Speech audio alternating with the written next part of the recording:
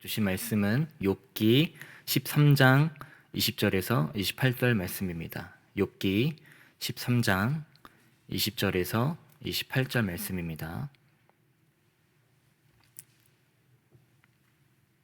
제가 봉독하겠습니다.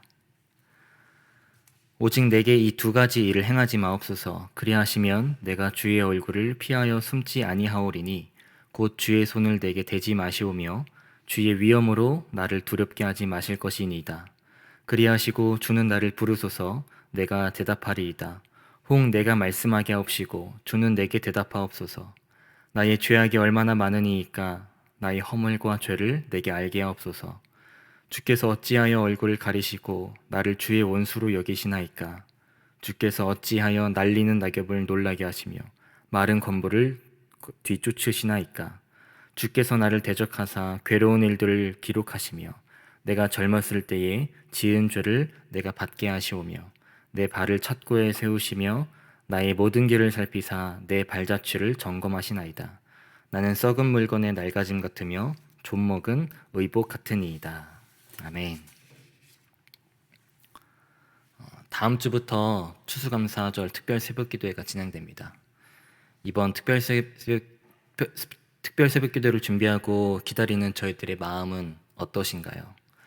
10월 말을 향해 달려가고 있고 올해도 이제 2달밖에 남지 않은 상태에서 이번 특별 새벽기도회를 기대감과 설레는 마음으로 준비해서 남은 10월을 잘 마무리하시고 또 다가오는 11월 또한 감사한 마음으로 맞이하시기를 바랍니다. 비록 작년에 이어서 올해에도 어려운 시기였지만 그 속에서도 하나님의 은혜가 넘쳤습니다. 감사함이 넘쳤습니다. 라는 고백을 선포하며 나아가는 저와 여러분들이 되시기를 소망합니다. 2002년 솔트레이크 시티 동계올림픽 남자 1500m 쇼트트랙 결승전에서 일어난 일을 기억하실 겁니다. 우리나라의 김동성 선수가 1위로 결승점을 통과했지만 금메달을 따지 못했던 일이었죠. 김동성 선수가 1위로 결승점을 통과하기 직전 바로 뒤에 따라오던 미국의 안토노노 선수가 두 팔을 번쩍 들며 진로를 방해당했다는 행동을 취했습니다. 이 행동 때문에 심판진들은 비디오 판독을 하게 되었고 결국 안토노노의 선수의 행동이 받아들여져서 김동성 선수가 실격처리를 당해 금메달을 획득하지 못했습니다.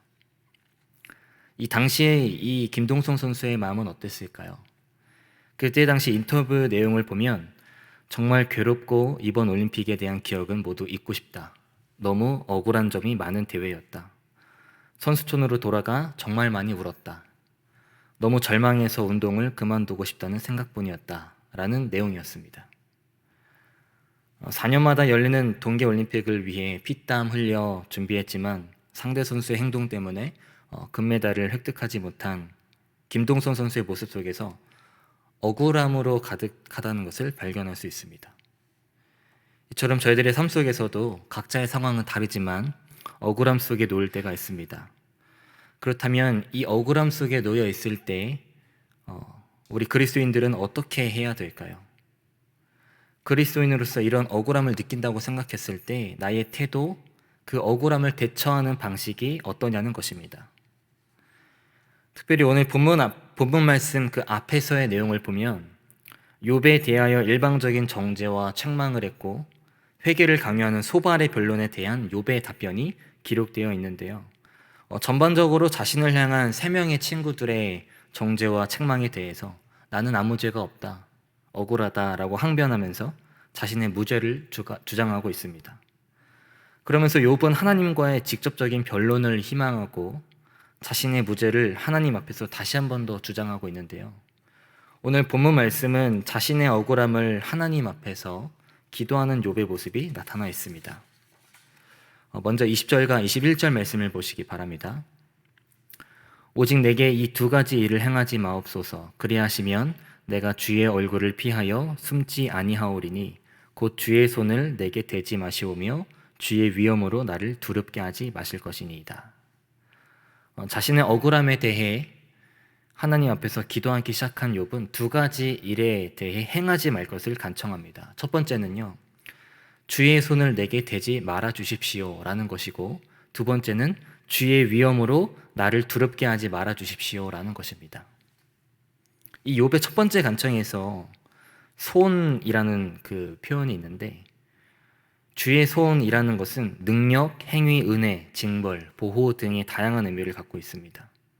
하나님 앞에서 기도하고 변론하는 동안만큼은 자신에게 부으시는 재난을, 그 고난을 거두어 달라는 것이죠. 또 두 번째 간청에서 주의 위엄이라는 표현은요, 두려움과 공포의 의미를 갖고 있습니다. 욥이 지금 당하는 고난으로 인해 느끼는 공포와 혼란, 당혹스러움을 말하고 있는 것입니다. 마찬가지로 하나님 앞에서 기도하고 변론하는 동안 공포, 혼란, 그 당혹스럽게 하지 말아 달라는 것입니다. 욥은 자신이 생각했을 때 그래도 하나님 앞에서 떳떳하게 살아왔다고 자부해 왔습니다. 그러나 지금까지 잘 살아온 자신에게 전능하신 이 하나님께서 왜 괴롭히시는지 그 이유라도 알고 싶은 마음이 굴뚝 같았고, 그로 인해 변론하기를 소망한 것입니다. 그래서 22절에도 이렇게 말하지 않습니까? 하나님께서 먼저 말씀하시면 내가 대답하겠습니다. 그렇지 않으시면 내가 먼저 말씀드리게 해주시고 주님께서 내게 대답해 주십시오. 하나님께서 자신을 부르시기만 해도 지체함 없이 바로 대답할 것을 말하고 있습니다.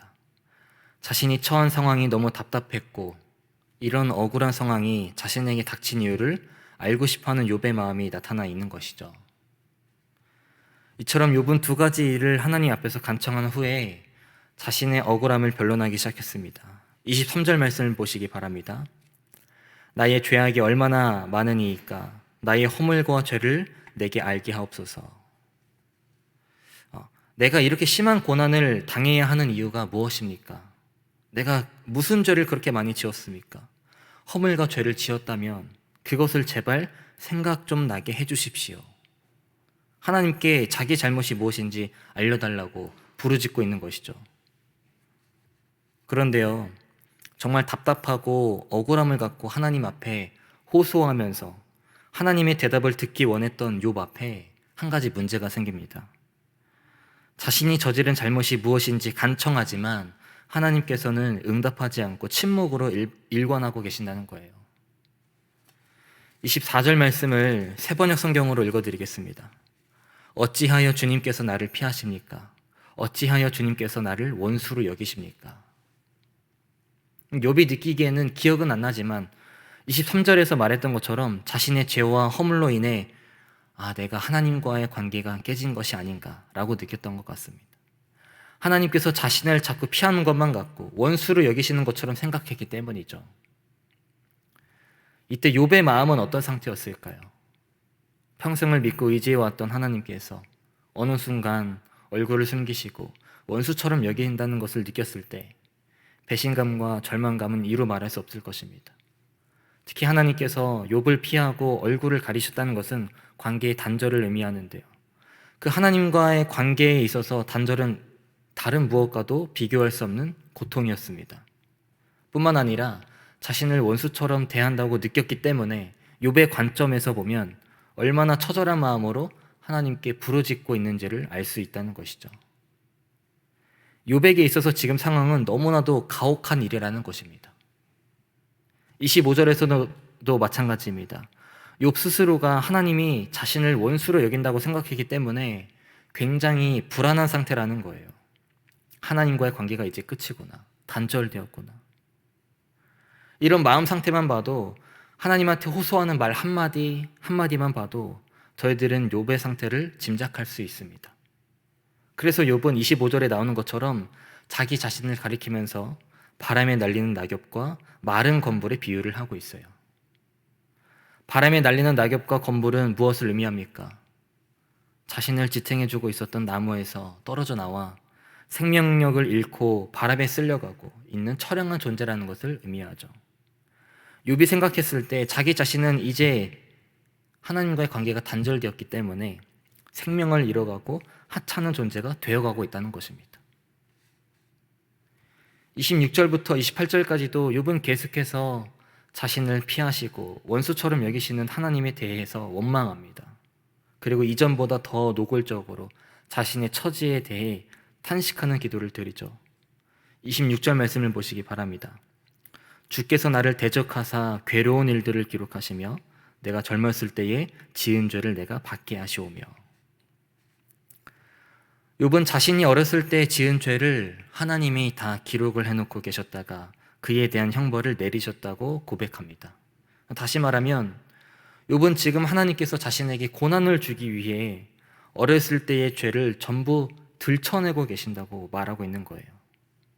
여기서도 욥은 자신이 마주한 고난의 상황을 아직도 이해할 수 없다는 의미가 담겨 있습니다. 결국 욥은요, 27절과 28절에 나오는 것처럼 하나님께서 나를 죄인으로 여기시는구나, 어렸을 때 저질렀던 죄까지 기록하셔서 나를 심판하시는구나, 아예 자기 자신을 죄인으로 규정해버립니다. 비참한 운명을 지닌 연약한 인간에 불과했고 이해할 수 없는 고난과 시련으로 인해 점점 생명력을 잃어가는 존재로 욥 스스로가 규정했다는 거죠. 그런데요, 오늘 본문 말씀 속에서 욥의 모습을 계속해서 살펴보면 저희들이 한 가지 놓쳐서는 안 될 부분이 있습니다.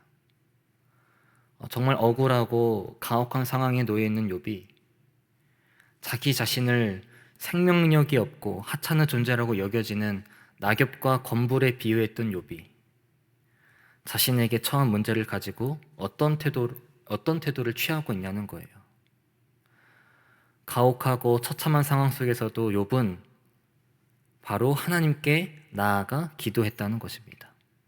처참한 속에 놓여 있지만 욥은 끝까지 하나님을 붙잡았다는 거죠. 어쩌면 하나님 앞에서 욥의 태도가 거칠고 예의 없어 보일 수도 있습니다. 그러나 저희들이 이런 욥의 모습을 통해 기억해야 될 것은 가혹하고 처참한 상황 속에서도 하나님 앞으로 나아갔다는 것과 끝까지 하나님을 붙잡았다는 것입니다. 엘리바스와 빌닷 그리고 소발의 이야기에 귀 기울일 수 있었습니다.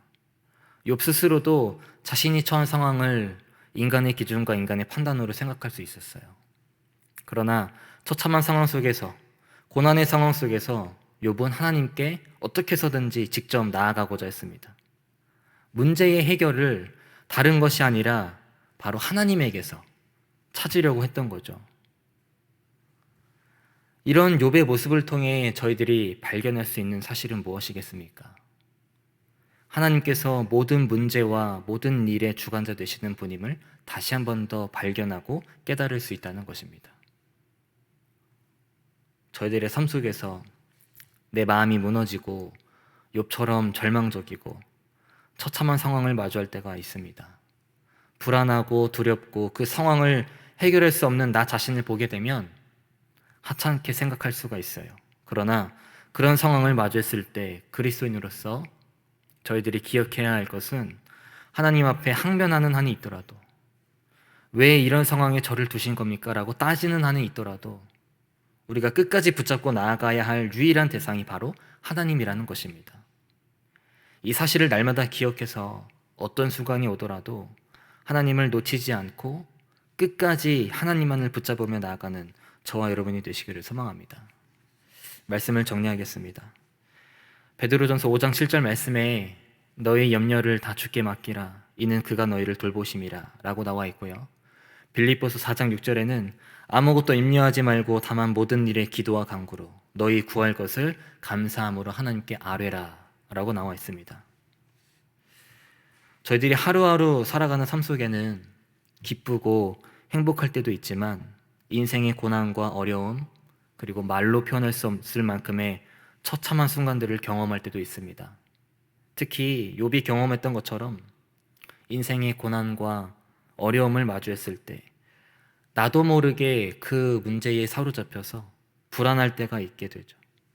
그리고 하루에도 몇 번씩 그 불안함 때문에 걱정과 염려로 가득 차게 돼서 그 상황들을 모면하고 해결하기에 급급한 나머지 하나님을 붙잡기보다 세상의 방법을 선택해서 이제 이 어려움이 해결되었다라고 착각 속에 빠질 때가 있습니다.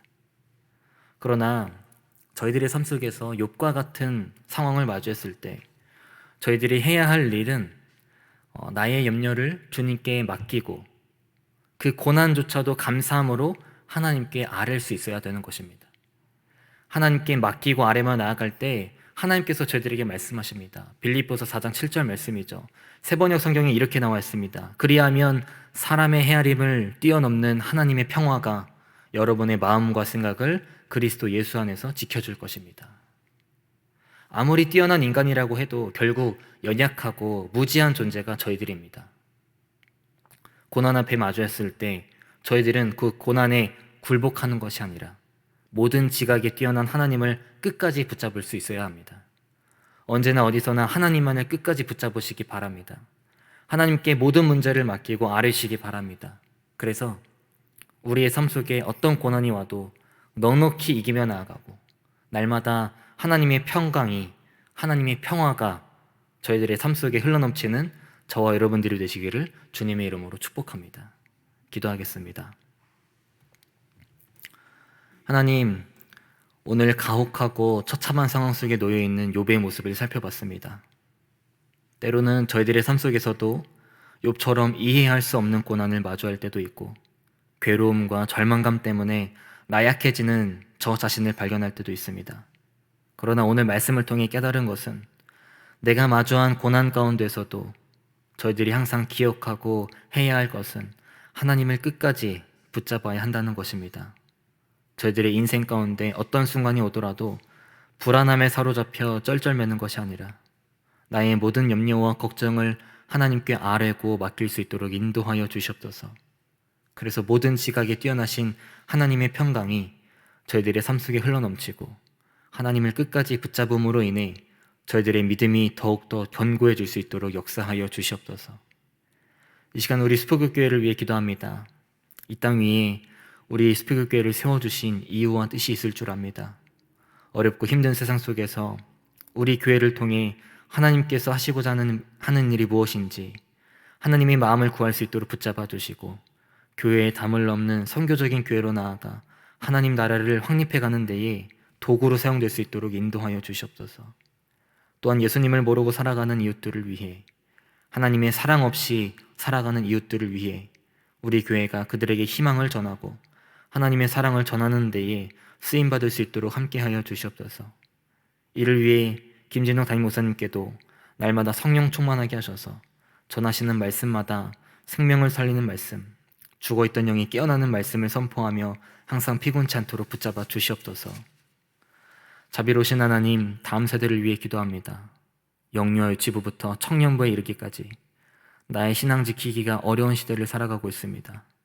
그 속에서 언제나 하나님 아버지의 뜻을 구하며 하나님의 뜻이 무엇인지 깨닫는 다음 세대가 될 수 있도록 붙잡아 주시고 하나님을 인격적으로 만나서 우리 다음 세대들의 신앙이 점점 견고해지고 건강하고 올바른 신앙관을 갖고 성장할 수 있도록 함께하여 주시옵소서. 특별히 우리 교회에 23명의 수험생들이 있습니다. 얼마 남지 않은 수능까지 최상의 컨디션을 유지해서 건강한 모습으로 수능에 임하고 언제나 하나님의 뜻을 먼저 구하는 수험생들이 될 수 있도록 역사하여 주시옵소서. 그래서 이 23명의 수험생들이 어디를 가든 하나님께 쓰임받는 일꾼으로 나아갈 수 있도록 함께하여 주시옵소서. 우리 교회에 안나선교회, 모세선교회 등 귀한 신앙의 선배되는 우리 성도님들이 있습니다. 몸과 마음이 약해진 이때지만 속사람은 날로 강건해질 줄 믿습니다. 언제나 하나님의 사랑과 화평을 누리며 살아가는 귀한 성도님들, 하나님의 나라를 확립해가는 데에 앞장서는 성도님들이 될 수 있도록 함께하여 주시옵소서. 또한 참으로 어렵고 힘든 시기에 신앙의 선배들의 모습을 본받아 저희들도 하나님께 쓰임받는 일꾼으로 나아갈 수 있도록 인도하여 주시옵소서. 이 시간 귀한 예물 드렸습니다. 이 예물들이 하나님 보시기에 귀하고 아름다운 곳에 쓰일 수 있도록 인도해 주시고 오늘 하루 동안에도 전능하신 하나님을 붙잡아서 은혜가 넘치는 하루를 보낼 수 있도록 인도하여 주시옵소서. 감사드리며 우리의 소망 되시고 구원자 되신 예수 그리스도 이름으로 기도드립니다. 아멘.